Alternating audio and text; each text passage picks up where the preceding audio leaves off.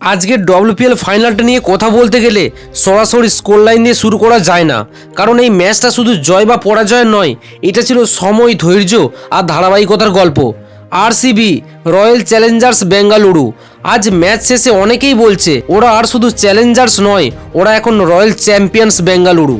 মেয়েদের এডিশনে এটা টানা দুবার ট্রফি, আর পুরো আরসিবি ফ্র্যাঞ্চাইজির হিসাবে দেখলে এটা টানা 3 নম্বর কাপ।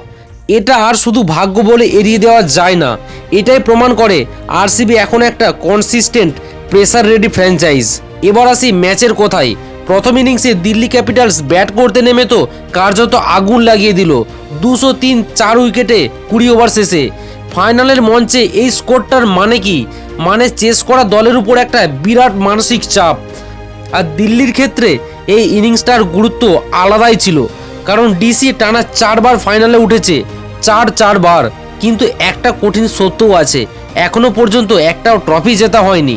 ভাবুন তো একবার, 4 বার ফাইনাল খেলেও প্রতিবার খুব কাছ থেকে ফিরে যাওয়া, এই কষ্টটা আসলে স্কোরবোর্ডে ধরা পড়ে না। সত্যি বলতে গেলে এই ডব্লিউপিএল ট্রফির দামটা দিল্লি ক্যাপিটালসের থেকে বেশি আর কেউ বোঝে না, কারণ তারা বারবার এসে একদম দরজার সামনে দাঁড়িয়ে থেকেও ভিতরে ঢুকতে পারেনি। আজও মনে হচ্ছিল এইবার বুঝি গল্পটা বদলাবে, কিন্তু ফাইনালের অন্যদিকে ছিল আরসিবি, ডিফেন্ডিং চ্যাম্পিয়ন আরসিবি। এই চাপ, এই আলো আর এই পরিস্থিতি ওদের কাছে তো নতুন কিছু নয়। চেস শুরু হতেই বোঝা গেল আরসিবি ভয় পায়নি, তাড়াহুড়োও করেনি। আর এখানেই আসে সেই নাম, স্মৃতি মান্দানা। ফাইনালের মতো ম্যাচে 204 রান চেস করতে নেমে যেভাবে সে ব্যাট করেছে, সত্যি বলতে গেলে দেখার মতো। আউট না হওয়া পর্যন্ত প্রায় প্রতিটা শটই ছিল কন্ট্রোল আর ক্লিনড।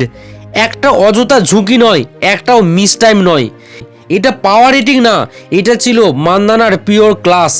আর এই ইনিংসটার গুরুত্বটা আরও বাড়ে যখন মনে পড়ে যায় এই তো কিছুদিন আগেই সে ব্যক্তিগত জীবনে কঠিন সময়ের মধ্য দিয়ে গেছে, তবু মাঠে নেমে সেই সব কিছুকে পিছনে ফেলে এভাবেও যে পারফর্ম করা যায় সেটা দেখিয়ে দিয়েছে স্মৃতি মান্দানা। এটাই আলাদা করে দেয় একজন বড় খেলোয়াড়কে একজন চ্যাম্পিয়ন খেলোয়াড়কে। এটাই বলে দেয় সব নেতিবাচক শক্তি, সব পরিস্থিতি সবসময় কাউকে আটকে রাখতে পারে না। ম্যাচের একটা সময় ছিল একেবারে দোলাচলে ভরা, একবারে মনে হচ্ছিল ডিসি হয়তো আবার ফিরে আসছে ম্যাচে। পরের ওভারই আবার আরসিবি আবার ম্যাচটা হাতে নিচ্ছে। স্টেডিয়ামে উত্তেজনা, টিভির সামনে দর্শকদের নিঃশ্বাস আটকে থাকা, এটাই তো ফাইনালের আসল সৌন্দর্য। আর শেষ পর্যন্ত আরসিবি 204 4 উইকেটে 19.4 ওভারে target chased, trophy retained, back to back champion RCB. আর দিল্লি ক্যাপিটালস আবারও ফাইনাল, আবারও খুব কাছ থেকে হেরে যাওয়া। 4 বার ফাইনাল খেলা এমনিতে গর্বের বিষয়, কিন্তু ট্রফি না উঠলে এই সংখ্যাটাই ধীরে ধীরে ভার হয়ে দাঁড়ায়। এই হারটা দিল্লির জন্য একটা হার নয়, এটা মানসিকভাবে ভীষণ কঠিন।